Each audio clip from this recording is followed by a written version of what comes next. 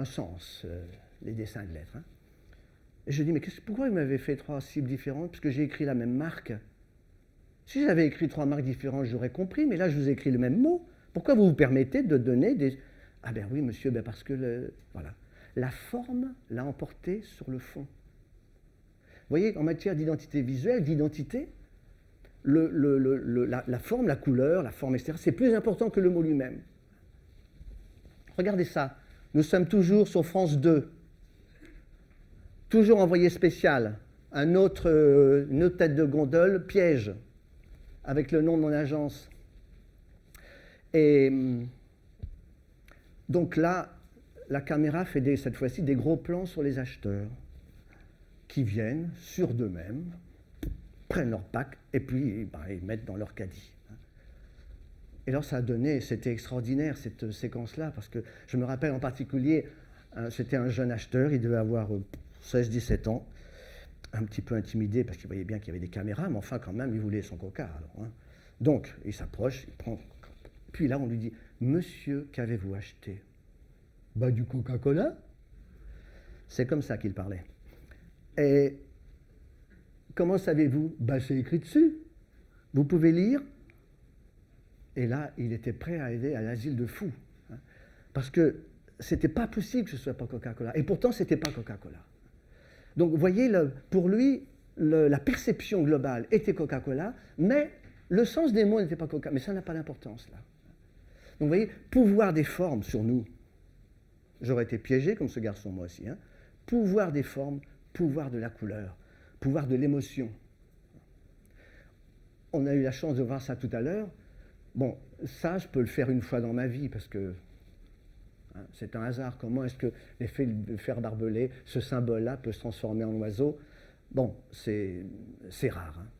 Hein. La puissance de l'image va-t-elle s'accentuer ou au contraire décliner face à tout ce qui est Internet, etc. Eh bien, regardez. Aux États-Unis, le pays des statistiques, pour un écolier de 7 à 15 ans, je ne sais pas si on peut appeler 15 ans un écolier, bref, voilà, il y a 20 ans, donc ce jeune-là recevait 22 000 mots différents dans son cursus scolaire. Chaque trait représente 1000 mots. Aujourd'hui, c'est ça. Aujourd'hui, c'est 1000 mots différents. C'est-à-dire que même dans le cursus scolaire, entre 7 et 15 ans, aujourd'hui aux États-Unis, c'est 1000 mots différents, quand ce fut 22 000, il y a peu de temps, au fond, une génération avant. Et j'imagine que pour la France ou l'Europe, ça doit être à peu près la même chose. On n'a pas de statistiques de ça, mais on est dans le même courant, même trend. Donc ça signifie quoi, ça? Mais ça signifie, mes chers amis, qu'on se retrouve encore dans ma fameuse spirale tout à l'heure. On disait que le zapping, le changement, l'émotion, l'irrationnel prend de l'importance. Ce qui ne veut pas dire à nouveau que le rationnel ne compte pas, bien sûr. Hein. Mais bon, là, ça accentue encore. C'est-à-dire que moins de mots, moins de structure, plus d'émotions, de « ah oui, j'aime pas, ah non, ça ne m'intéresse pas, je ne veux pas faire ça », plus, moins de raisonnement. Hein. Bien, pas bien, je ne sais pas. Ça, c'est le rôle des philosophes. Hein. Mais le constat pour nous, aujourd'hui, qui est de parler d'identité, de communication, de marque, c'est bien ça, c'est-à-dire que l'identité de marque va prendre de plus en plus d'importance. La symbolique de la marque. Je veux une voiture, oui, géniale. Mais la marque qui est dessus, ça compte autant. Hein. Et puis, mais ça, vous êtes des hommes de cela, des hommes et femmes de cela, c'est les matières, le toucher en matière d'identité de marque, c'est plus difficile parce que moi, je suis sur du papier, sur du plastique, sur des néons, etc. Mais le toucher, je n'ai pas beaucoup d'armes. Hein. Mais quand même, à ce moment-là, l'impression, évoquer un toucher, c'est très important. Regardez ça, c'est faramineux, c'est incroyable. C'est aussi une étude que j'ai trouvée aux États-Unis qui consistait, et c'était fait sur plusieurs milliers de personnes et dans des dizaines et des dizaines de points de vente. Le test consiste en ceci. Vous avez des clients qui entrent, certains d'entre eux étaient touchés d'une façon naturelle, hein, c'est-à-dire soit une poignée de main, soit une bonjour madame, bonjour monsieur, poser la main sur l'épaule, donc d'une façon très soft, hein, et tout à fait naturelle. Soyez le bienvenu, je vous en prie madame, ah vous voici, bon, voilà. Donc touché. Et d'autres, on les laissait entrer naturellement, normalement. On n'était pas touchés. Eh bien, regardez les résultats. C'est inouï. Les gens non touchés sont en blanc. Ils passaient en moyenne 13 minutes dans les points de vente, alors que les autres passaient 20 minutes. Le panier moyen était de 17 $, quand pour les personnes touchées, était de 28 $. Alors que ça s'est fait inconsciemment. Hein. C'est-à-dire que personne n'aurait pu analyser ça. Hein. Oh, il y a quelque chose de drôle par là. Hein. Mais, donc il faut se toucher, mesdames et messieurs. Hein. Enfin, alors ça signifie, je crois que vous mettez en valeur un mot qui est proximité. Eh bien, voyez, là, vous avez un territoire statistiquement intéressant sur la proximité. Bon, voilà, le sens du toucher. Et une expérience, alors, que j'ai réalisée, là, du coup, qui n'est pas une expérience, qui est une boisson que j'ai faite sur le marché japonais, qui existait déjà en réalité, mais plutôt pour le clubbing, donc pour les nightclubs, etc. Et cette boisson, c'est une canette en verre qui contient une boisson gazeuse, c'est une sorte de jeans avec un peu de limonade, enfin bon, vous voyez le genre. Hein. C'est un leader, avec aromatisé au citron. Bon. C'est un leader, et puis les ventes déclinent irrégulièrement. Donc, il me pose la question, qu'est-ce qu'on peut faire? On ne peut pas changer la formule parce que, bon, voilà, les bouteilles, on en a en stock, c'est pas possible de les changer. Bon, d'accord. Hein. Alors, en réfléchissant, on se dit, mais c'est pour les nightclubs, il y a du bruit, il y a pas de, c'est très obscur, etc. On va jouer sur un sens qui est le toucher. On a donc fait un sliver, une sorte de petit manchon, comme les Japonais font très souvent, autour de cette bouteille. Normalement, c'est un film en plastique et puis il est décoré. Là, c'est un film en plastique, mais il est doublé, ce film en plastique, d'une toute petite couche d'éponge. Très, très fine, mais tout de même très sensible. Et donc, quand vous prenez la bouteille, c'est un peu comme si quelqu'un vous serrait la main. Enfin, c'est un toucher de main. Hein. C'est tout. Hein. Le concept, la couleur n'a pas changé. Certes, avant, c'était une étiquette, maintenant, c'est toute la bouteille. Le look a quand même changé, il est quand même plus agréable. Mais c'est cette espèce de toucher qui était vraiment impressionnant. Plus 40% de vente. Pas de communication publicitaire. Hein. Simplement ce changement-là, le toucher. Je dis cela parce que dans nos métiers, on n'a pas souvent, au niveau d'identité visuelle, pas souvent l'occasion de pouvoir jouer sur ce sens-là. Alors, pour déterminer ce fameux territoire de la marque, là, il y a 1000 méthodes, hein, parce que qu'est-ce qu'on met dedans? Mais il y a une chose qui est importante de mon expérience, c'est qu'il faut dépasser le déclaratif. Il ne faut pas poser la question aux gens, qu'est-ce que vous aimez, qu'est-ce que vous pensez, qu'avez-vous, blabla. Parce que là, on n'obtient rien. Pour la bonne raison que, comme vous l'avez vu, on travaille autant sur le champ rationnel que sur le champ purement émotionnel. Et souvent, le champ purement émotionnel est plus important que l'autre. Hein. Donc, que faire? Il ne faut pas s'appuyer sur du déclaratif. Parce que le déclaratif, sinon, moi j'aurais testé le petit crocodile Lacoste quand il est sorti, j'aurais eu des résultats négatifs. Hein. Un crocodile, ça ne va pas, c'est pas sympathique, la gueule ouverte, non mais dites donc. Et je serais revenu avec un petit nounours, avec un petit bouquet de fleurs là, ou une raquette. Hein. Voilà, c'est sûr. Hein. Vous voyez, ça ne se teste pas, cet univers-là. Et puis il faut cerner évidemment le territoire symbolique. C'est lié à quoi? C'est une chaîne, une marque. Hein. C'est une chaîne de sens. C'est pour ça que dans mon agence, à une époque, qui a fait que j'ai été traité de gourou, de manipulateur, etc., j'avais intégré un sophrologue, donc un homme de l'hypnose, et puis une symboliste. Et puis j'avais appris moi-même pendant 3 ans à l'hypnose, la sophrologie, parce que je me suis dit, mais tout de même, on crée des symboles, des logos, des marques, mais quand on met une image devant quelqu'un, ça déclenche des choses inconscientes chez lui. Je ne vais pas lui demander ce que ça déclenche, il ne saura pas me dire. Donc, d'où l'idée d'utiliser la sophrologie. Alors, la sophrologie, ça ne m'est pas venu par hasard comme ça, c'est parce que j'ai suivi, je crois, 26 méthodes d'anglais. Pour ça, je suis heureux de vous parler en français ce soir. L'Express a fait un article sur moi en disant que j'étais le Français qui avait suivi le plus de méthodes d'anglais. Je ne sais pas si c'est vrai, mais bref. Et dont une de ces méthodes, c'était de s'allonger par terre, ça allait bien, Et puis, pendant une semaine, et il y avait un sophrologue qui vous parlait à des voix douces, reposantes, et vous citez des mots et des phrases anglaises. Alors, à la fin de la semaine, je parlais pas mieux l'anglais, donc, vous voyez, mais j'observais une chose, c'est que ces nuits-là, je rêvais en anglais. Donc, il y avait quand même un travail important qui s'effectuait. Et donc, j'en ai parlé au professeur, et je lui ai dit, écoutez, est-ce que ça vous intéresserait de venir dans mon agence? Je voudrais savoir ce qu'il y a derrière la rose Lancôme, ce qu'il y a derrière le losange Renault, qu'est-ce qu'il y a? Et donc, on faisait venir dans mon agence des clients et des non-clients, un à un, bien sûr, et puis on les mettait en relaxation profonde, c'est ça l'hypnose, hein, c'est perdre notion du temps, de l'espace, de se sentir bien. On ne dort pas, comme vous le savez. Hein. Donc, voilà.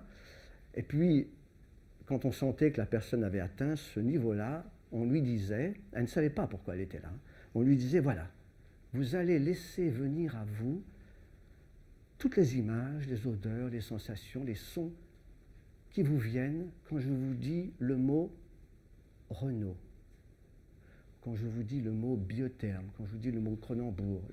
Je faisais ça avec des marques, ce qui ne s'était jamais fait avant. Hein. Bon.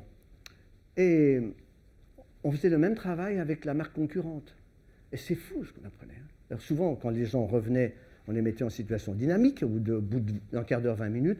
Et là, ils nous disaient d'abord, écoutez, je n'ose pas vous raconter parce que ça n'a rien à voir avec Renault, ça n'a rien à voir avec Biotherme. Mais je disais, ne vous inquiétez pas, racontez. On racontait. Après, on essayait de décoder. Ce qui était saisissant, c'était de voir que les marques ont un territoire inconscient de marque. Je me rappelle 2 cas. Le cas de Lancôme et de Biotherme, parce que je travaillais sur Biotherme à l'époque.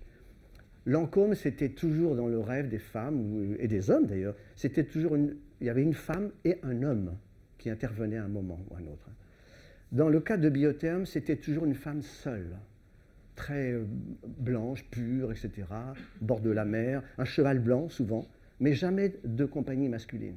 Donc vous voyez, déjà ça, c'est important dans la communication de Lancôme ou de Biotherme, il ne fallait pas mettre le couple, ce n'est pas un acquis inconscient de la marque. Donc on a fait tout ce travail pour, en fin de compte, sans le savoir, on a vérifié l'inconscient collectif que défendait Jung. On avait mis ça sur l'informatique, c'était le début, on avait des milliers de cas, on s'apprêtait à sortir un bouquin là-dessus, ça aurait été une révolution. Et puis c'était le début de l'informatique, il y a un assistant qui appuie sur un mauvais bouton et toute la mémoire s'est effacée. Et tout ça a disparu instantanément. Il n'y avait pas de sauvegarde à l'époque de toutes ces choses qu'on a aujourd'hui.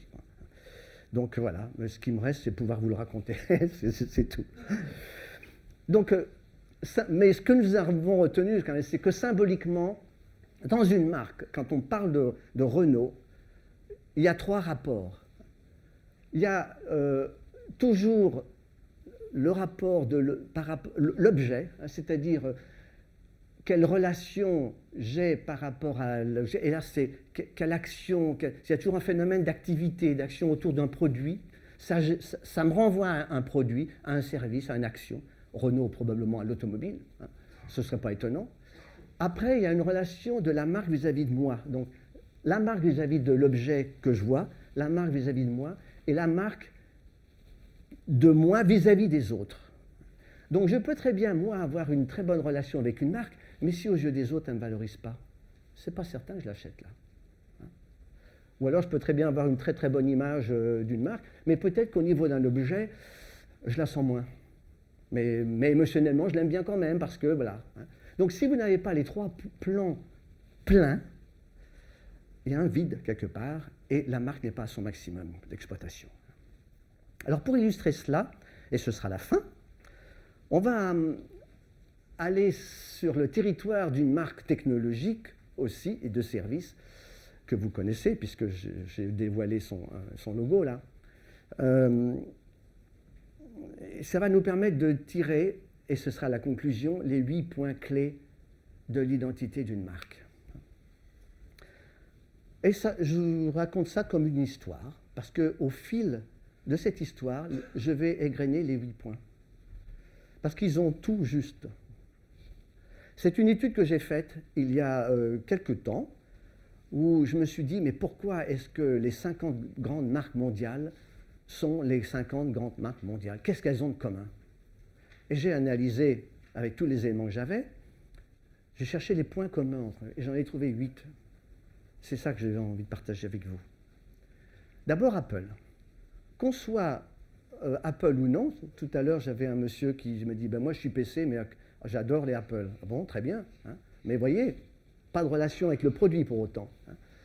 Bien, on sait tous qu'ils ont, que ces deux mecs, deux Steve d'ailleurs, qui ont débuté dans le garage du père de l'un des deux. Voilà, ils ont commencé comme ça. Ça ne veut pas dire qu'Apple fait sa publicité là-dessus, parce que sinon il passerait pour une vieille marque, truc ringard. Mais il s'arrange toujours pour que tout le monde le sache, soit par des buzz, soit par des bouquins, soit des trucs dans des articles. C'est toujours on le cite, pas en permanence, mais on ne peut pas y échapper dans une vie. Code génétique. Il faut partir de quelque part. Si on connaît votre point de départ, ça veut dire que vous êtes l'authentique. Les autres, c'est des copieurs. On peut acheter le copieur, hein. On a bien vu tout à l'heure avec les clones. Hein. Mais bon, quand même, moi, c'est le vrai. Coca-Cola, c'est 1800, j'ai un peu oublié, 1896, ben oui, Pepsi-Cola, c'est 1899. Ah, c'est après, désolé. Hein. Voilà, donc, un code génétique. Depuis toujours, depuis le début, ces gens ont eu un génie, c'était de dire, voilà l'informatique, qui était au moment où j'ai perdu toute la mémoire de mes études de sophrologie, c'est compliqué, on va mettre ça, ça va être petit, et ça va venir sur le bureau de tout le monde. Et ça va être simple, il va y avoir sur l'écran une petite pomme, on va dire bonjour, welcome, ça. On était dans l'époque de IBM, hein, business, machine, industriel. Hein, c'est des ingénieurs, c'était du lourd, du sérieux. Et ils ont pris le contre-pied. Donc du coup, on attribue à cette marque une sorte de savoir-faire dans la chose créative, accessible, facile, hein, pour accompagner la vie, et pas pour faire un métier, mais pour accompagner la vie de tous les jours. Et ce sont des gens qui ont compris tout de suite ce dont on parle là depuis une heure ensemble, c'est-à-dire l'importance du signe distinctif. Bon, on va oublier ce qu'ils faisaient avant 1976, parce que c'est vraiment monstrueux. Hein. On a droit tous à des erreurs. Hein. Mais bon, après, d'abord, le fait de baptiser une société Pomme, franchement, c'est incroyable, quoi. Hein. Alors que c'était toujours des machins computers, on a vu IBM, etc. Pomme, voilà, Pomme. Hein. Donc déjà, là, on marque une rupture. Les signes distinctifs sont là. Hein. Et puis les signes distinctifs qui perdurent, hein. C'est-à-dire que je donne de nombreuses conférences. Quand mes conférences se donnent sur un Apple, je sais que c'est un Apple. Quand c'est d'autres marques, je ne sais pas. C'est Toshiba, c'est Sony, je ne sais pas. C'est compliqué. Eux, ils ont su créer l'identité visuelle par leurs produits. Il n'y a rien de plus fort que ça comme identité visuelle, parce que les produits sont partout. Et puis, ils ont compris aussi qu'un produit, il ne suffisait pas qu'il soit bien techniquement. Ce n'est pas forcément les plus évolués techniquement. Non. Mais s'ils sont faciles, ou donnent l'impression d'être faciles, ils sont faciles à utiliser, ils sont agréables et ils sont valorisants. J'ai une certaine fierté à me promener avec mon Apple dans le TGV, en première classe. Donc des produits qui portent un langage, qui expriment quelque chose. Et puis ces produits-là, ce n'est pas simplement, il y a le service. C'est-à-dire quand vous achetez un produit Apple, vous avez véritablement un emballage de produits de luxe. Vous avez, c'est magnifique, certains d'entre vous, j'ai certainement fait l'expérience, ça s'ouvre, ça se déboîte, les modes d'emploi sont très simples. Hein. Je viens d'acheter un Mac Pro professionnel, donc j'avais une petite brochure comme ça, d'une quarantaine de pages, blanche, carrée, petite. Voilà votre Mac, point, sur la couverture, votre Mac. Et puis une autre à côté, c'était et quelque chose de plus. Et ça, c'était des petits détails, des petites infos. C'est tout, point. Donc rien de laborieux de comment faire, comment ouvrir, cliquer. Non, donner l'impression que c'est facile. Donc vous voyez, tout ça, c'est de la cohérence dans la communication. Communication, le langage de la marque. Apple était au bord de la déroute, de la faillite. Steve Jobs revient. Qu'est-ce qu'il fait? Il a dit d'ailleurs, je n'avais pas les produits. Ben, j'ai tout de suite d'abord repositionné la marque, fait de la communication. Pensez différent. Ça, c'est fort. Et puis qu'est-ce que je mets? Je ne mets pas une star, je ne mets pas... non, si, je mets des stars, bien sûr, mais des stars inattendues. Voilà. C'est quand même... vous marquez votre territoire. Vous voyez, quand je disais comment se marque une marque, ben, se marque comme ça. Un langage de communication, un langage publicitaire inattendu. Et puis bon, avec Apple, on se la joue un petit peu quand même. Hein. C'est très bobo depuis le début. Avant même que les bobos existassent, c'était déjà bobo. Donc, mais bon, mais qui ne rêve pas d'être bobo? Et la communication télé, c'était ça. Vous avez peut-être vu, c'était hilarant comme tout. Ça, c'est Monsieur PC et ça, c'est Monsieur Apple, bien sûr. Hein. Et puis, alors, ce qui est étonnant, c'est que Apple parle de son concurrent. Il ne l'ignore pas. Ah, bonjour PC, comment tu vas aujourd'hui? J'ai des problèmes, est-ce qu'on vient m'annoncer qu'il fallait que je sois Vista aujourd'hui, donc il va falloir que je change ceci, cela. Ah bon? Ah, mince, t'as pas de chance, je peux pas t'aider? Ah ben non, mais ça va être compliqué. Ah bon, parce que moi maintenant j'ai un nouveau programme, c'est Léopard, ben j'ai cliqué, puis ça y est, c'est fait. Vous voyez, donc une sorte d'ironie, de légèreté de ton qui va dans le sens de l'axe de communication de la marque.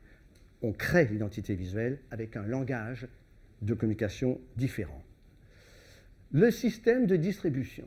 Le système de distribution Apple, plus le succès se développe d'Apple, plus ils marquent leur propre territoire. Ce que font déjà les constructeurs automobiles. Mais dans le domaine de l'informatique, ce n'est pas le cas. Ouvrir des magasins pour vendre des computers seulement à sa marque, et les Apple Store, alors que toutes les grandes capitales du monde se battent pour avoir un Apple Store. Maintenant, Paris se bat pour avoir un Apple Store aussi, dans le nouveau centre du design, en face de dans la librairie de France. Enfin, c'est en cours de discussion. Donc, c'est un événement. C'est-à-dire qu'ouvrir un magasin Apple Store, c'est comme ouvrir un magasin Vuitton dans une ville. Mais ça, c'est quand même remarquable, c'est jamais qu'un ordinateur. Et puis, alors là, vous entrez dans un Apple Store, casting. Tous les vendeurs ou vendeuses ont à peu près le même âge, ils sont tous minces, ils sont tous habillés en noir, ils sont très cool.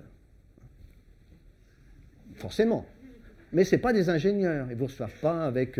c'est pas la FNAC. Hein. Je ne dis pas que ce n'est pas bien la FNAC, hein, mais bon, la FNAC, il faut surtout ne pas être aimable avec les clients, les faire attendre, et puis donner l'information quand même qu'ils attendent. De moins en moins, mais quand même, c'est ça l'image. Et puis, vous avez aussi vous avez un leader qui donne une vision, qui parle au nom de la marque. Vous avez ça aussi, vous. Qui est un leader charismatique. C'est un événement que de l'avoir au journal, que de l'interviewer, etc. Ça, c'est extrêmement important. Sans ça, rien ne marche. Mais bien sûr, ça ne suffit pas. Mais sans ça, rien ne marche. Et puis, pour créer une grande marque. Alors, vous avez aussi quelque chose qui est quand même inouï, c'est-à-dire que cette espèce de charisme autour de cette marque fait qu'on peut organiser une exposition dans quelques villes du monde, exposition payante, où les gens viennent pour regarder vos produits et les acheter, bien sûr. Franchement, ça, c'est incroyable, quoi. C'est incroyable. Sony ne fait pas ça. Intel non plus. Dell non plus. Bon, là, on est concurrents. Et le résultat aussi, c'est quand il y a une nouveauté qui est annoncée, eh bien, il y a des gens qui poireautent, ou la nuit, machin, pour avoir le nouveau produit. Et puis, il y a un décompte, et puis les médias en parlent. Quand l'iPhone est sorti, tous les médias en ont parlé. C'était jamais qu'un téléphone portable. Révolutionnaire, certes, mais quand même, soyons raisonnables. Mais non, on n'est pas raisonnable avec une marque. Donc, vous avez vu, là, il y a tous les ingrédients pour identifier une marque à succès. Le premier, c'est d'avoir la fierté de son code génétique. Je suis une société, j'ai été créé à telle époque, au début c'était un petit bonhomme qui était tout seul et puis qui a fait ça, etc. Mais voyez où on en est aujourd'hui. Seulement moi j'étais là, quand les autres n'y étaient pas. Ça, ce n'est pas à dire comme ça, évidemment, mais c'est ça que ça veut dire. Alors, à nouveau, vous m'avez compris, il ne s'agit pas de faire la promo pour dire, voilà, on est fondateur, etc., mais s'arranger pour que. L'exemple Apple est bon là-dessus. La deuxième clé, c'est un savoir-faire reconnu par les autres. C'est-à-dire que, dans le cas d'Apple, c'était simplifier l'accès au monde moderne. À une époque, vous aviez annoncé ça, une voiture à vivre. C'est-à-dire que nos voitures Oui, c'est des voitures, bien sûr. Mais attends, les nôtres, elles sont faites pour vivre dedans, pour vivre avec. Hein. C'est ça qui est génial. Hein. Bon. Donc, et ce savoir-faire reconnu, il n'est pas forcément vrai. Mais c'est reconnu, il vous est attribué par les gens, parce que comme ça. Hein. Lu fabrique des petits beurres, ben oui, des petits beurres lus, etc., parce que c'était pour les pêcheurs qui allaient à Nova, il fallait faire des biscuits très secs, etc. Bon, la recette a changé 20 fois entre-temps. Mais, ah ben non, Lu, c'est des petits beurres, donc tout ce qui est pâtisserie sèche, ils savent faire. Bah, oui, mais les autres aussi, peu importe. Ça, c'est attribué à Lu. Ça, c'est attribué à Renault. Ça, c'est attribué à Mercedes, etc. Il y a des choses spécifiques comme ça qui vous sont attribuées à tort ou à raison. Mais il faut en avoir, sinon on ne peut pas être une grande marque. Et puis, il y a des signes distinctifs. Dans le cas d'Apple, c'est des signes qui étaient en rupture. Hein, puisque une pomme, bon, c'était pas tant... Mais de toute façon, toutes les grandes marques mondiales que j'ai analysées ont des signes distinctifs. On reconnaît leurs produits, elles ont un logo, elles ont une... Bon, de même que le point suivant, qui est très lié au précédent. Le 3, c'est le design, au fond. Hein. Le design ou l'identité de marque, mon métier. Le 3 est devenu aujourd'hui un élément extraordinairement important, surdimensionné par rapport au reste. Un style de communication spécifique. Je suis devant mon écran de télévision, il y a un message pour les ordinateurs qui passent. Ah, je vois tout de suite que c'est IBM. Je vois le ton. D'abord, c'est toujours 2 personnes, 2, 3 personnes, c'est une société, etc.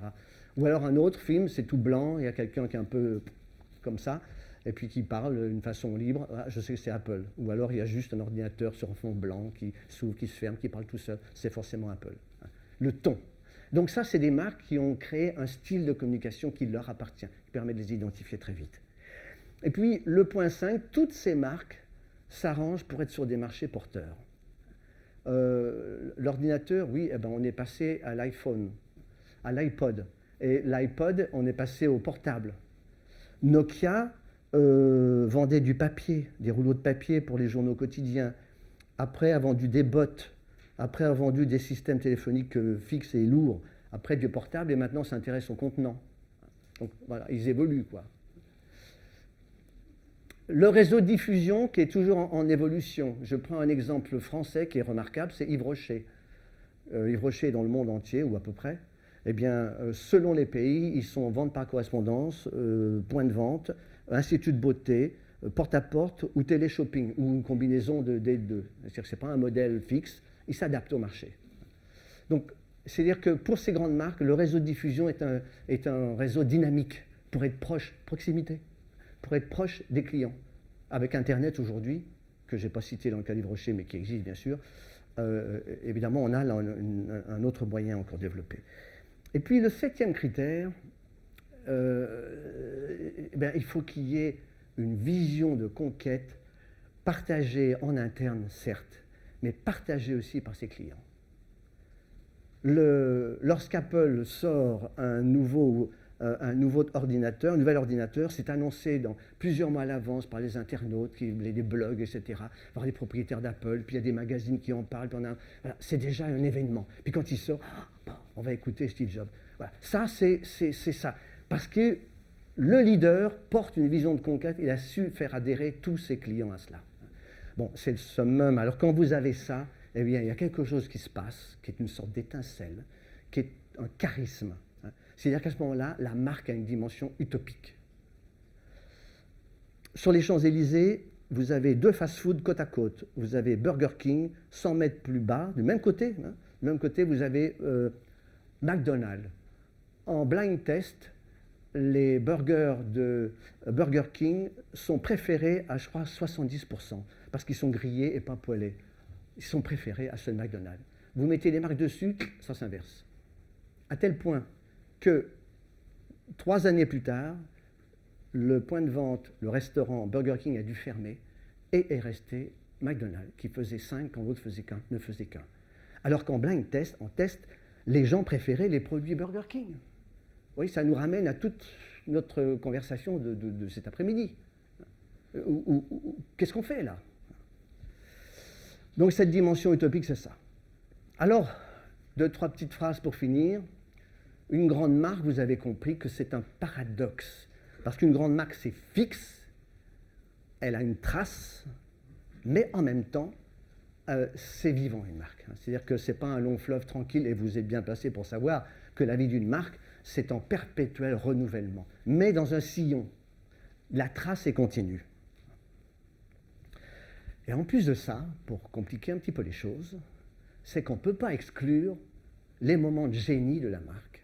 Et du côté de Renault, on peut être fier. Il y en a eu des moments de génie. Et il y en aura encore, bien sûr. Le charisme d'un leader qui passe ou qui ne passe pas. Et l'imprévisible, c'est-à-dire que ça arrive, ça, dans les marques, l'imprévisible. C'est un homme, vous savez, j'étais à Osaka, j'étais appelé par ce chef d'entreprise, là, qui est dans l'industrie du plastique, et qui m'appelle pour son identité visuelle de marque. Bon.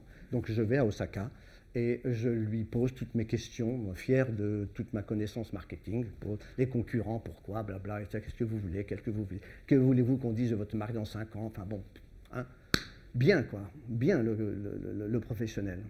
Et ce monsieur me regarde et puis il dit, ben, je ne vais pas répondre à vos questions. Le professionnel était déjà un peu moins sûr de lui là.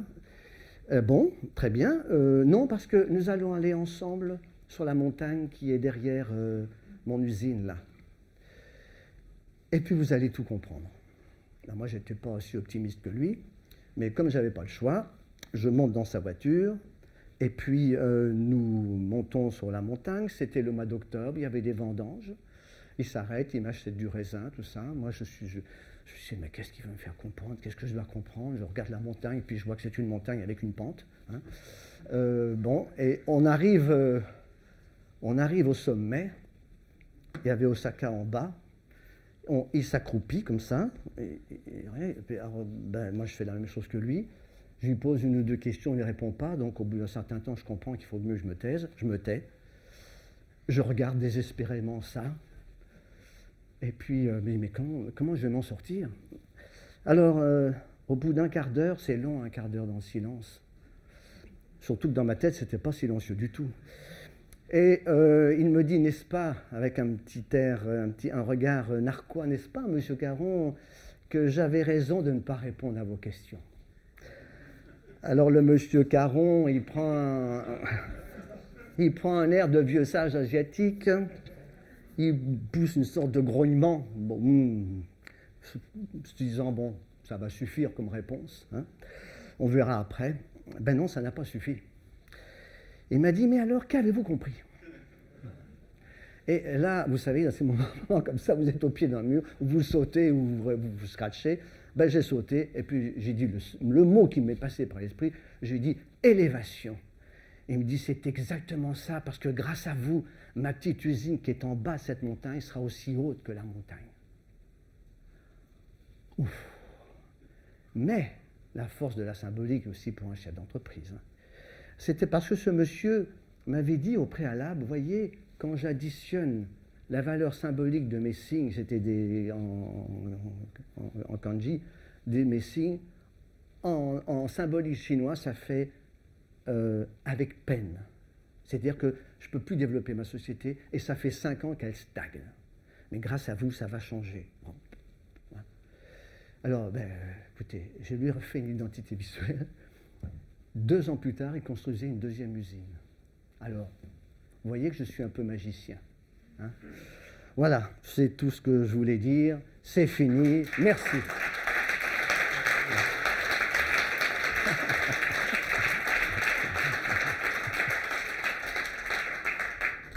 Pour les très curieux de ça, je vous ai mis 3 livres. Bon, le Cap Ferrer, il y a tout sur la marque, c'est exhaustif. Et puis vous avez Histoire de marque avec Jean Vatin-Angoire, ce livre formidable, qui est il y a Renault dedans, bien sûr, qui raconte l'histoire des grandes marques avec des photos. C'est un beau livre. Et puis ça, c'est un regard très intéressant, original sur la marque. Et il y a un site qui est mon site, mais ce n'est pas mon site perso, parce que c'est moi qui l'anime, certes, mais c'est un site dans lequel il y a plus de 2000 articles, ce ne sont que des professionnels qui écrivent dedans, que des professionnels du design, et c'est classé par thème. Donc c'est gratuit, c'est un hebdomadaire, ça apparaît le lundi, et bon, au fond, c'est fait pour vous, hein, voilà. Eh bien maintenant, si vous voulez qu'on partage quelques questions, quelques curiosités, je suis à vous.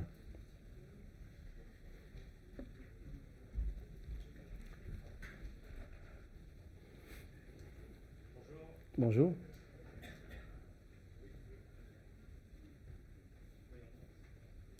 Mais je vous entends bien. Oui, je ne sais pas si toute la salle entend. Ah. Oui, bonjour, je suis Antoine Génin, à la direction du design. 2, 3. Je me sens donc investi de la mission importante de vous poser la première question. Vous nous avez parlé brillamment de la marque, de l'identité de la marque, de l'image de la marque, ce qui est sans doute pas tout à fait la même chose. Vous avez évoqué le fait que les marques sont aussi faites de produits. Oui. Renault, évidemment, est une marque qui a de nombreux produits. Et on est aujourd'hui confronté à un petit peu un dilemme. On est en train de revoir, de compléter, de redéfinir l'identité de la marque avec des signes très forts. Et parallèlement à ça, on travaille sur des produits qui sont de plus en plus multiples, pour lesquels on cherche à avoir la plus grande pertinence vis-à-vis des attentes des clients.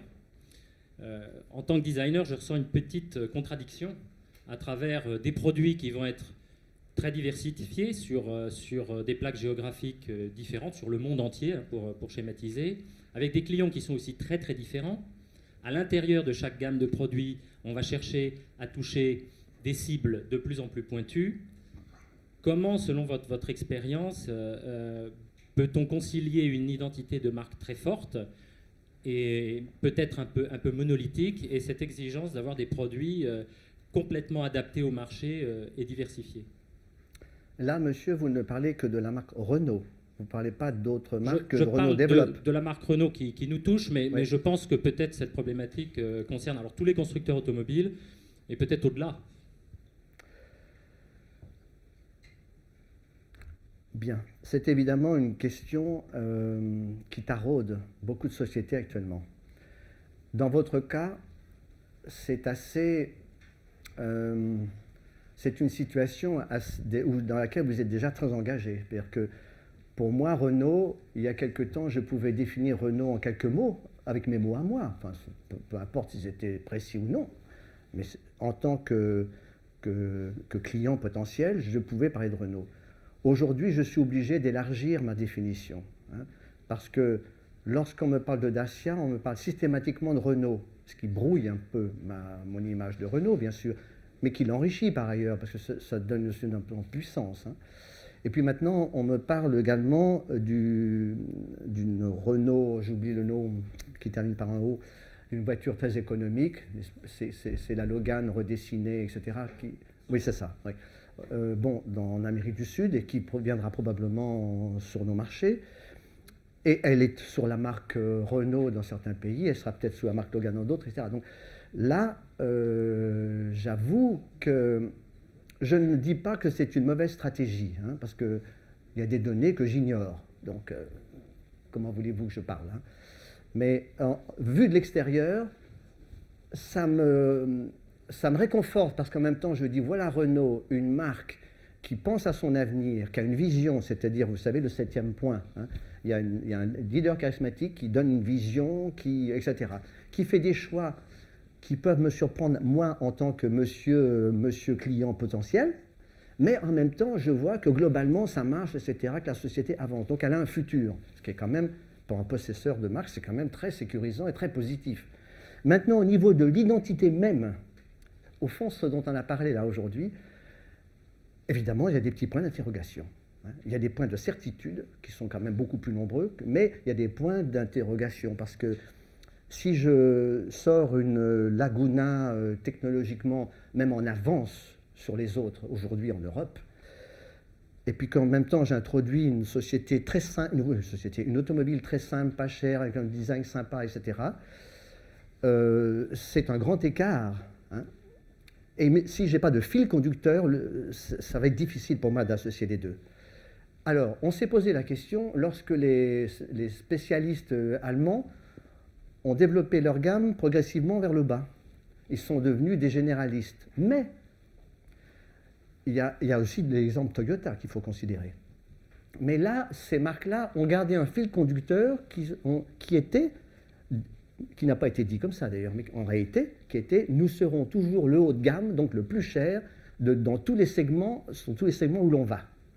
Vous achetez une petite concurrente de la Clio, ou de la Scénic, ou de la Laguna, etc. À notre marque, d'accord, prestigieux et tout, mais on vise le haut de gamme et on sera plus cher. Donc il y a un lien. Et Toyota a fait autre chose. Il a distingué ses automobiles réservées aux jeunes avec Will, le luxe avec Lexus. Voilà, donc il crée des familles de produits, c'est donc pas la même approche. Les deux, pour l'instant, existent, et les deux, si je parle des Allemandes et puis de Toyota, fonctionnent. Renault initie une troisième voie. Je n'ai pas la réponse complète. On est entre nous, on se parle sincèrement, directement. Parce que si ça marche, et pour l'instant, les signes sont plutôt positifs, tout le monde va dire bravo. Mais après tout, l'alliance Nissan-Renault, tout le monde était contre, les économies, etc. Ça ne va pas marcher, c'est pas possible. Et bon, bah oui, mais ça marche quand même. Puis même chose avec Air France, KLM, etc. Donc il y a des choses aussi, il faut bien des pionniers quelque part. Vous êtes peut-être pionnier, vous êtes peut-être en train de bouleverser des règles dans le domaine de l'identité visuelle. Il faudra être prudent, il faudra quand même bien savoir où on met les pieds, quoi. Mais c'est possible. Est-ce qu'il y a, monsieur? Bonjour, Benoît Badil, ingénierie véhicule. J'aurais deux questions. La première sur Apple. Vous nous avez parlé de la pomme. Cependant, la pomme, dans la vie d'Apple, elle est passée d'arc-en-ciel à blanc alu. Oui. Donc, est-ce que cette rupture, qu'est-ce que vous en pensez? Qu'est-ce qu'elle signifie? D'accord.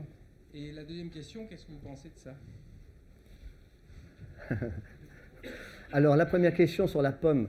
Bah, monsieur, d'abord, moi, je suis en faveur des rafraîchissements de marque régulières. Régulier, un rafraîchissement. Régulier.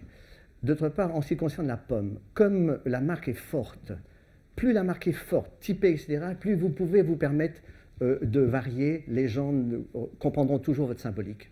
C'eût été une petite... juste une petite, comme ça, une petite ondulation de couleurs et tout. Là, c'était trop faible pour faire des grands changements. Mais une pomme restera toujours une pomme, même si elle est verte, rouge, bleue, à rayures, etc. Donc, ils n'ont absolument pas perdu. Et ça correspond aussi pour eux à une volonté d'aller encore vers quelque chose de plus design, plus pur, à donner un relief à la pomme, etc. Bon. Simplification, aller à l'essentiel, purification, etc. Bon. Maintenant, pour Renault, ça existe depuis très longtemps. Donc c'est une vraie valeur iconique. C'est-à-dire que là, on est dans un domaine qui est comme celui de Lacoste, quoi. C'est-à-dire que si on pose des questions aux gens, ils vont répondre là-dessus, parce qu'on ne peut pas ne pas répondre, on passe pour un imbécile. Donc ils vont répondre, etc. Mais ça n'aura rien à voir avec ce qu'on peut ressentir de cette-là. Et j'aimerais avoir des études faites sur l'inconscient des gens par rapport à cette forme-là. Mais c'est quand même une forme... surtout que ce n'est pas la fermeture, parce qu'au milieu de ce petit diamant, il y a la lumière qui passe. Il y a une époque, c'était noir. Maintenant, il y a la lumière qui passe. D'autre part, il y a une très jolie chose, qui est un travail qui était très bien fait, c'était de donner du relief, c'est la brillance à ça, ce qui n'a pas été le cas. Dans le cas de Vasarely, j'étais un petit peu gêné par le côté 2D, définitivement 2D. Puis c'était moins un logo peut-être que ça. Donc là, moi j'ai une promesse de stabilité, quand c'est associé au jaune de rayonnement, c'est comme un astre presque, qui rayonne. Alors je vous dis des choses que le public ne vous dira jamais, parce que ce n'est pas le rôle d'un symbole. Mais il n'y a rien de fermé là-dedans. Alors maintenant, vous avez associé Renault au symbole. Bon, ça c'est un choix, je veux dire, qui est logique, parce que plus c'est direct, mieux c'est. Il n'y a aucune déperdition, mais de toute façon, je crois que le risque n'existait pas avant non plus. C'est tellement connu, Renault, que, vous savez, on présente le losange sur un fond jaune, c'est forcément Renault, on ne va pas dire Alfa Romeo. Donc, il n'y avait aucun doute là-dessus. Mais bon, c'est une confirmation. Et puis, le choix typographique, vous avez vu évidemment qu'il a été modifié, qui est une très belle lettre, beaucoup plus moderne, pure, là aussi, ça va, un petit peu comme la pomme d'Apple, c'est-à-dire qu'on va vers l'essence même de la lettre. hein. Il n'y a pas de fioriture, elle est plus sobre. Donc moi je considère, c'est ce que j'ai dit dans un article d'ailleurs, que c'est du bon travail. On ne perd pas l'essence de la marque. Alors, maintenant, la nature de l'essence de la marque, moi je n'ai pas des études, je ne peux pas vous dire ce qu'il y a derrière. Mais en tous les cas, mon Renault d'avant et mon Renault d'après, je retrouve le même, mais en plus chic, plus qualitatif, un peu plus moderne, mais c'est toujours Renault. Donc il n'y a pas eu de cassure. Et je pense que c'était ça, l'objectif. Parce que si on avait voulu casser, on aurait fait autre chose. Voilà. Et je ne sais pas si sur vos... Très longtemps, j'ai été un peu dérouté par le fait que la marque Renault n'était pas très, très apparente sur les voitures. La marque Renault. Alors le modèle, oui, etc. Le symbole, oui, il était, etc. Mais c'était toujours très, très petit et très discret. Un peu... Alors je ne sais pas si maintenant vous allez aller jusqu'au bout de votre raisonnement, c'est-à-dire lorsqu'il y aura le losange sur la voiture, d'écrire Renault dessous. Ce qui serait la logique. Alors je peux peut-être dire un mot là-dessus. On travaille aussi à l'identification, bien sûr, de la marque sur les véhicules. Elle va dans le sens que vous avez décrit, à savoir une identification plus visuelle, plus évidente, mais aussi plus pure.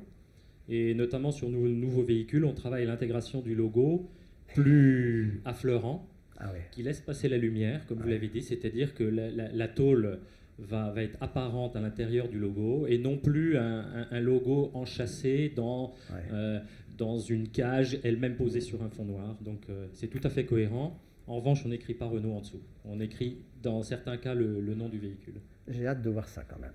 C'est bientôt ? Très bientôt. Bon, ok. Une autre question ? Nous avons encore, oui, quelques minutes. Mademoiselle ? J'ai une question sur la marque Dacia. Tout à l'heure, vous avez fait référence non pas à la marque Dacia, mais à la marque Logan. Quel est votre commentaire quand en fait le produit ou la notoriété du produit dépasse la notoriété de la marque? Et qu'est-ce qu'il faut qu'on fasse pour positionner la marque Dacia, qui est une marque? C'est toujours une situation... Alors, très souvent, c'est une situation temporaire. Ça, il n'y a pas que dans l'automobile où ça se produit, ça. C'est-à-dire qu'il ne faut pas que ça perdure. Parce que sinon, il y a un moment où ça crée un problème. Quand vous sortez un autre modèle qui porte un autre nom, toute la capitalisation de Logan ne sert plus à rien. Alors qu'il faut capitaliser sur Dacia qui pourra être récupéré par d'autres marques de produits. Donc c'est une situation qui s'explique très bien parce qu'au fond, on part de, pour ainsi dire, zéro, où le passé Dacia n'était pas très valorisant. Donc on capitalise beaucoup sur un modèle, et comme le modèle rencontre le succès, tout le monde en parle, le monde entier en parle. Donc ça, forcément, même si ce n'était pas la stratégie de la marque, d'un seul coup, la marque produit devient marque, tout court. Mais il ne faut pas que ça s'éternise. Il faut vite rééquilibrer parce qu'il y a un moment, vous allez être coincé, quoi. Et puis le modèle Logan ne va pas... les arbres ne montent pas jusqu'au ciel. Il y a forcément une limite. Alors que Dacia, il n'y a pas de limite. Enfin, en théorie. Une autre question ?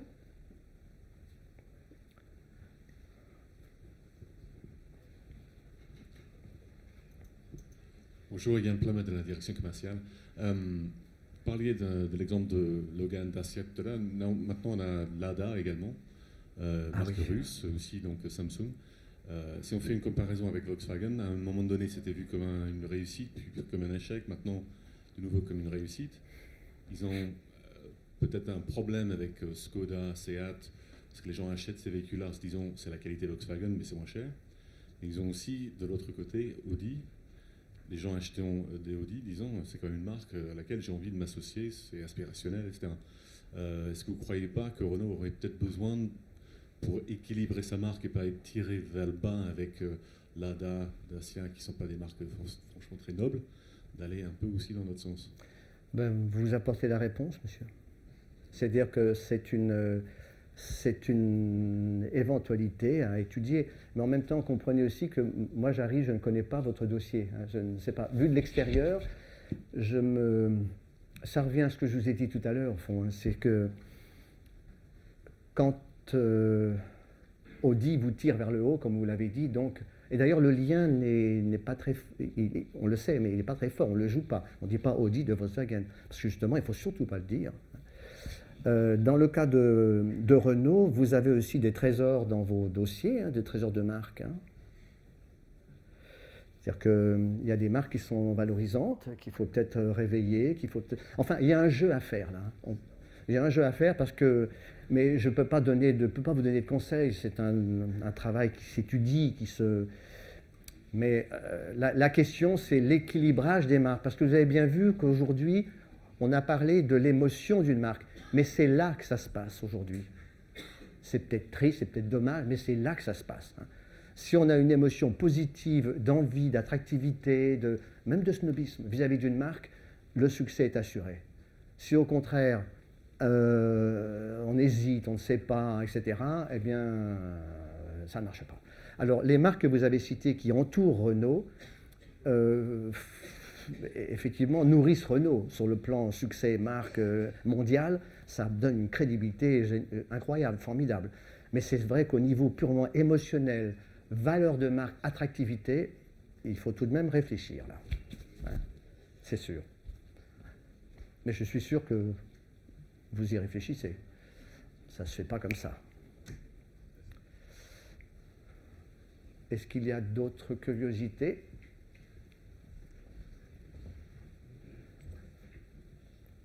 Bonjour. Bonjour, monsieur. Une question. Est-ce que Renault a une différente histoire dans tout le monde? Il y a des pays où il est absolument récent, France, où il y a d'autres pays où l'histoire vient de 100 ans. Mais par contre, je sors l'idée d'essayer de trouver un code de communication qui soit un peu valable pour tout le monde. Mais j'ai le doute de penser s'il faudrait ajuster l'identité de marque et la communication pays par pays selon l'histoire et selon l'identité de la marque dans chaque pays. Moi aussi j'ai des doutes, monsieur. C'est-à-dire que je pense que nous ne sommes plus dans l'ère de la communication impérialiste qui est imposée, c'est la même pour tous les pays, et puis voilà, on fait entrer les gens de force dans cette identité visuelle. En revanche, au niveau des valeurs de la marque et des valeurs de l'identité visuelle, au fond, ce qui nous réunit aujourd'hui, ça doit être universel. Et si dans certains pays, la marque Renault est plus jeune ou n'est pas connue pour son passé historique d'un des pionniers de l'automobile, c'est pas grave, puisque le marché est nouveau pour cette marque, mais il faudra progressivement faire connaître ça, parce que c'est une valeur ajoutée, et c'est une valeur qu'il faut partager avec tous les autres. Maintenant, ça, on ne parle pas de la communication, là. Ça, c'est les valeurs de la marque, ça se fait par touche, par site, par article de presse, par je ne sais quoi, par livre, bref. Et puis on peut se donner 10 ans pour atteindre ça, c'est pas grave, c'est pas... Mais il faut quand même que les valeurs de la marque, elles, soient universelles. En revanche, la communication de la marque, la communication des modèles, là, il faut suivre l'état d'esprit des consommateurs de la région. Lorsque je travaille pour L'Oréal ou pour des marques japonaises qui sortent des produits cosmétiques de santé, etc., ou la beauté, eh bien oui, eh bien les produits, les crèmes hydratantes, etc., dans les pays latins, c'est pour plus beau, plus belle, pour séduire. Il y a une notion un peu de sexe, de sensualité derrière. Dans les pays du Nord, la beauté, c'est plus une question de plein air, de santé, etc. Aux États-Unis, ce même produit va être positionné comme étant un produit qui permet, vous avez bonne mine, donc vous êtes efficace au travail, on vous fait confiance, etc. Et puis dans les pays d'Asie, en particulier au Japon, ça va être plutôt la beauté parfaite. Donc on entre dans des codes de la société, on n'est pas différent, etc. On ne montre pas qu'on est fatigué, malade et tout. Vous voyez, tout ça pour le même produit. Donc, alors que le packaging est le même, la marque est la même, l'identité visuelle c'est la même, mais la communication de cela s'adapte aux psychologies, aux mentalités des marchés. Pas forcément du pays, je dis des marchés.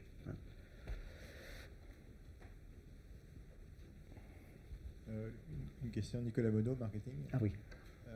Le logo est important, certes, la signature visuelle, vous l'avez expliqué très très bien. Vous ne pensez pas que ça passe d'abord quand même par le produit, parce que, prenez le cas d'Apple, moi je suis absolument bluffé par la constance chez Apple, je ne sais pas comment ils font d'ailleurs, pour sortir des produits qui en permanence ont une même philosophie. Ont la même philosophie, sont très bien designés, simples, élégants, vraiment d'une simplicité. Ils arrivent toujours à innover, ils ont innové dans l'iPod, ils innovent dans le téléphone maintenant. il y a toujours cette capacité à sortir des produits qui sont toujours exactement dans la philosophie de la marque, et ils arrivent à continuer ça. Ça peut se transposer à l'automobile, on regarde BMW, Mercedes. Ouais. Ça fait des années qu'il y a la série 3, la série 5, la série 7, la classe S, la classe E, la classe C. Mais elle évolue gentiment, elle se modernise doucement. Alors à côté de ça, ils s'amusent un peu, ils lancent des coupés, des cabriolets, mais au fond, le tronc de base. Et je suis frappé par la capacité d'une stabilité absolument redoutable, d'une constance, il y a une ligne et ils n'en sortent pas. Et moi, en interne, je suis un peu frustré chez Renault parce que je pense pas j'ai pas l'impression qu'on passe du temps à définir cette ligne. Qu'est-ce qu'on veut faire? Parce que j'ai le sentiment qu'on n'arrivera pas à faire évoluer notre image de marque si on ne se donne pas un cap très très clair en termes de produits et si on ne le suit pas de manière durable. Alors après, je dirais le logo, la communication, c'est qu'un accompagnement. Donc ma conviction, c'est que ça passe quand même d'abord par le produit et après, de manière secondaire, par l'emballage, si je puis dire, logo, communication, etc. Vous avez raison, monsieur, parce que le symbole ne fait jamais qu'illustrer l'axe qui exprime la continuité de l'entreprise. Le symbole, le logo, c'est-à-dire que si vous avez un très beau logo puis vous faites des voitures qui sont en dessous des critères du marché, de toute façon, ça ne marchera pas. Hein. Et si vous avez un mauvais logo et que vous sortez des voitures formidables, vous allez vendre. Donc on est tout à fait d'accord. Cela dit, l'idéal, c'est d'avoir une belle identité visuelle, une belle ligne de produit et une belle communication, parce que c'est ça qui fait gagner. Hein. Mais je ne prétends pas que ça, c'est plus important, moins important. Parce que dans l'esprit du consommateur, c'est très, très lié. Des produits BMW, parce que c'est constant, parce qu'ils ont une ligne, etc., eh bien, si je porte le logo BMW sur moi, je suis un petit peu garant de ça et je suis fier, au fond. Hein. Mais donc, le logo devient important parce qu'il traduit tout ce que, sans mots, hein, tout ce que vous venez de dire. C'est une ligne de produit, une constante, etc.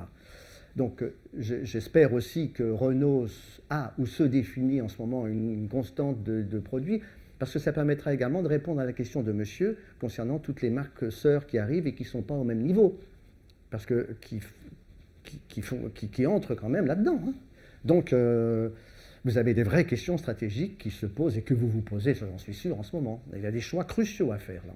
C'est en ce moment que ça se fait, j'imagine. Mais je suis d'accord avec vous, monsieur. Il y a une question, ce sera la dernière, je pense, si je veux respecter le planning qui m'a été donné. Alors, on va même avoir de l'avance, alors. Gérard, vous nous avez fait voyager pendant 2 heures. Je crois qu'on était comme dans un avion. Dans une voiture. C'était peut-être l'élévation dont vous avez parlé. Vous nous avez emmenés vers le 7e. Alors c'était peut-être le 7e ciel, mais c'était en tout cas votre 7e point, la vision de conquête de nos clients. Et pour ça, nous vous remercions, Gérard. Merci.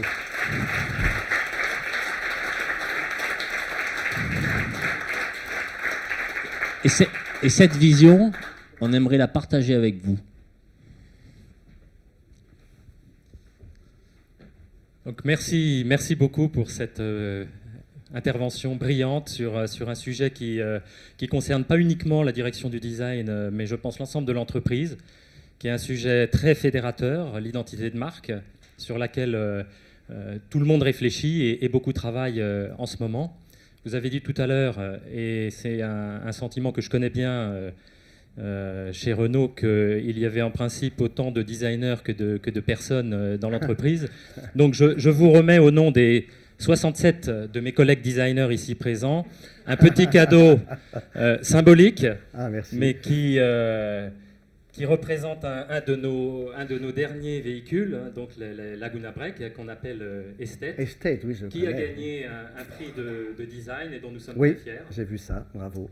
Merci donc, beaucoup. Merci encore à vous. Merci. Donnez mon bon souvenir à Patrick. Je le ferai. Merci. Merci.